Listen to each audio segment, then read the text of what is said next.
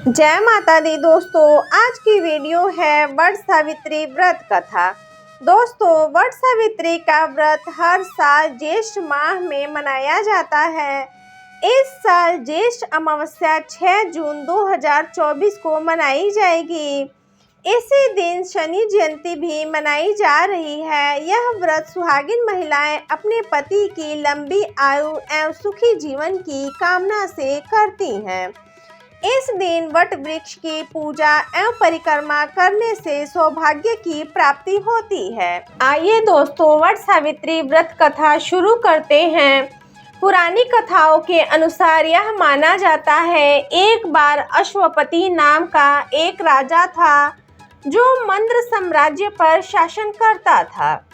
वह और उनकी पत्नी निसंतान थे। इस प्रकार एक ऋषि के कहने पर उन्होंने सूर्य के देवता सावित्र के सम्मान में अत्यंत समर्पण और आस्था के साथ पूजा की। भगवान इस दंपति की तपस्या और भक्ति से प्रसन्न हुए। उन्हें एक कन्या प्राप्ति का आशीर्वाद देने का वरदान दिया। उस बच्ची का नाम सावित्री रखा गया क्योंकि वह भगवान सावित्र का दिव्य वरदान थी।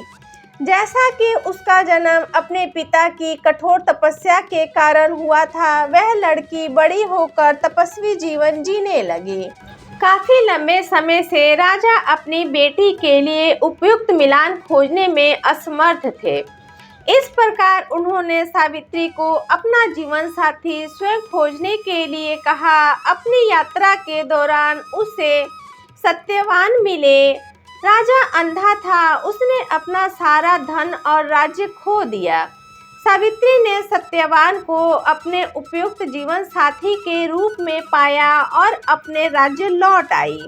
जब वह घर आई तो नारद मुनि भी वहां मौजूद थे। उन्होंने राजा को अपनी पसंद के बारे में बताया। उनकी बात सुनकर नारद मुनि ने राजा अश्वपति से कहा, इस संबंध को मना कर दें क्योंकि सत्यवान का जीवन बहुत कम बचा है और वह 1 वर्ष में मर जाएगा।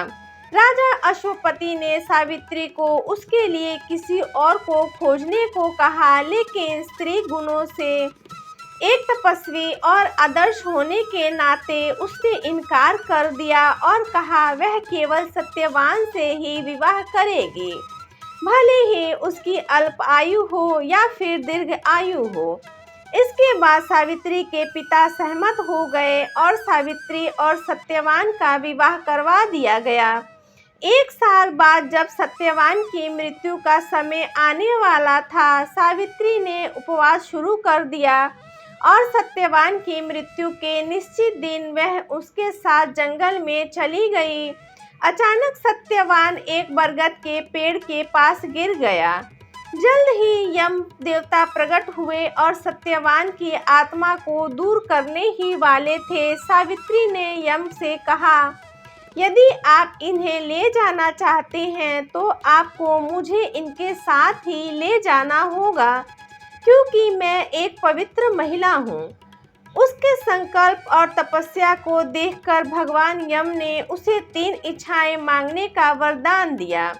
अपनी पहली इच्छा में उसने राज्य की बहाली के साथ साथ अपने ससुर की आंखों की रोशनी भी मांगी। दूसरे वरदान में उसने अपने पिता के लिए 100 पुत्र और अंतिम और तीसरे वरदान में उसने सत्यवान से एक पुत्र मांगा।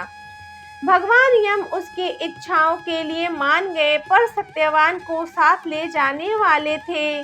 सावित्री ने उन्हें यह कहते हुए रोक दिया, उसके पति सत्यवान के बिना बेटा पैदा करना कैसे संभव हो सकता है। भगवान यम अपने शब्दों में फंस गए। इस तरह सावित्री की भक्ति और पवित्रता को देखकर सत्यवान के जीवन को वापस कर दिया।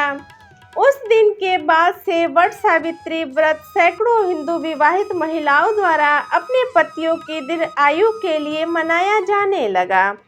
तो दोस्तों, ये थी मेरी आज की कथा। कथा अच्छी लगी हो तो आप सब मेरे चैनल को सब्सक्राइब जरूर कर दें।